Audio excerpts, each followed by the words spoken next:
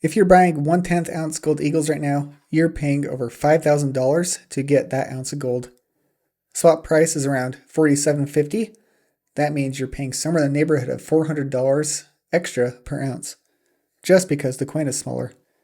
And I know because I've done it. I own a 10th ounce eagle, I own quarter ounce eagles, and I own a full ounce. And looking at what I paid versus what I got, I could have done better. Let's talk about why fractional gold could be a trap for most people and what you should probably be doing instead.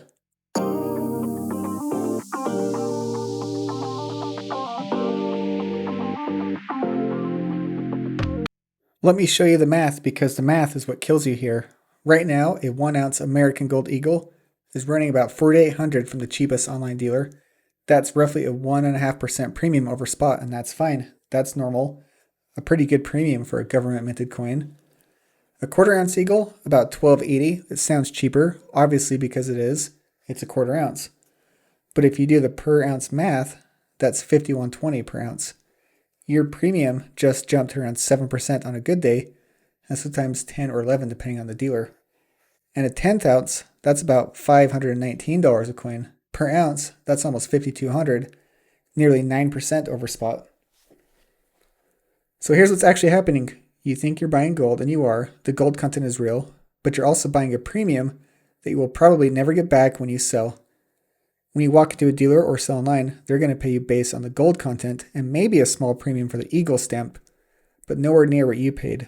That spread, or the gap between what you paid and what was actually worth in gold, that's money you might as well live lit on fire. And the smaller the coin, the more money you burn.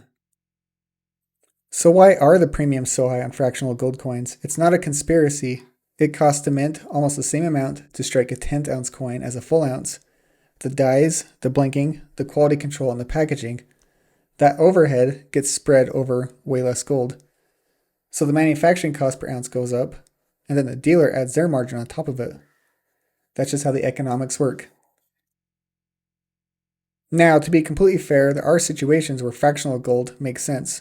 If you're thinking about gold for barter or emergency liquidity, like actual worst case scenario stuff, then having a small denomination is smart. You can't walk into a farmer's market with a 1 ounce gold eagle and buy some groceries. That's almost $5,000. What are you going to get? Change in chickens? Fractional gold is also used for gifting. A 10th ounce eagle is a beautiful gift for a kid or a grandkid. My 10th ounce, I don't regret getting it. I just wouldn't stack my whole precious metal allocation in them. And some people just generally can't afford to drop $5,000 on a single coin, and I get it. That's a real constraint. But if that's where you are, I'd argue there could be a better option, and that's where silver comes in. Here's the thing that took me a while to figure out. If you're buying fractional gold because you can't afford a full ounce, you're paying a massive premium for the privilege of owning a tiny amount of gold. But silver premiums are way more reasonable. You get a lot more metal for your money. Right now, an American silver eagle is running around $85 to $90. That's roughly 10 to 15% premium over spot, which, yeah, that's not nothing, but here's the key difference. You're getting a full ounce of government minted, IRA eligible, globally recognized bullion for under $100, not a fraction of an ounce, a full ounce. And if you want to get your premium even lower, you can buy generic silver ounce bars for much closer to spot. We're talking as low as 3 to 5% on some products. You give up the government stamp, but you keep the silver content.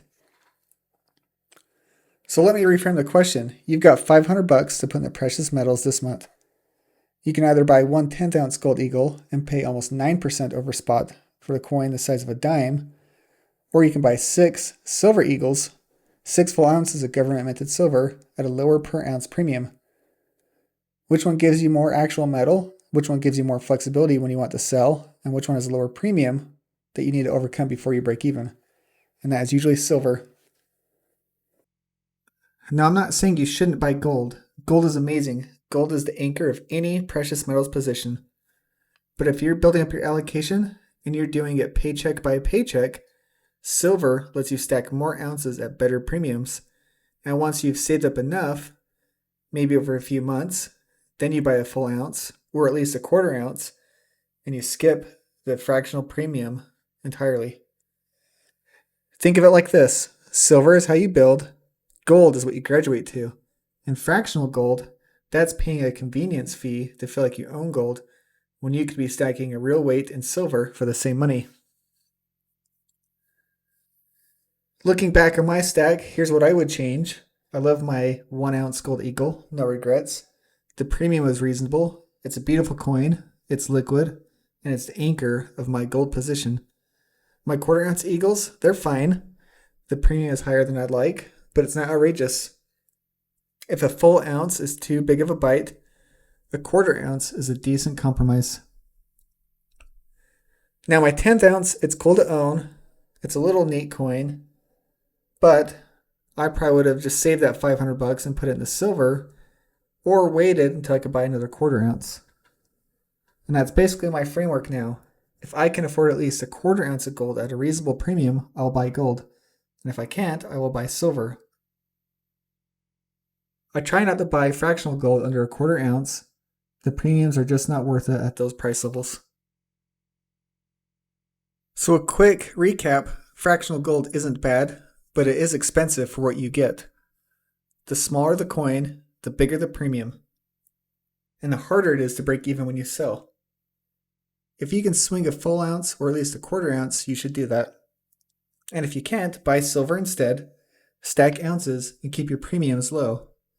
And save up for gold when you can buy enough to make the math work.